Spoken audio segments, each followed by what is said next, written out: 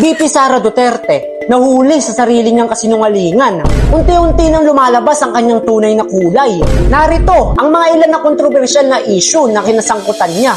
Para sa usaping edukasyon, una, militarisasyon ng DepEd. Bakit may mga general sa DepEd? Ahensyang para sa guro at estudyante, hindi para sa militar. Pangalawa, issue sa laptop, 671 million pesos ang inilaan para sa laptop ng mga guro, pero napunta lang sa mga tindahan. Pangatlo, mahinang PISA results. Nananatiling kulelat ang Pilipinas sa kalidad ng edukasyon mula 2018 hanggang 2022. Pang-apat, pag-alis ng mother tongue. Tinanggal ang subject na mother tongue na mahalaga para mas madaling matuto ang mga bata.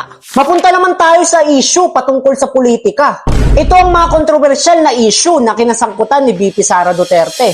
Una, pagbanta sa Pangulo. Inakusahan siyang nagbantang patayin si President Marcos Jr. at ilang lider ng gobyerno.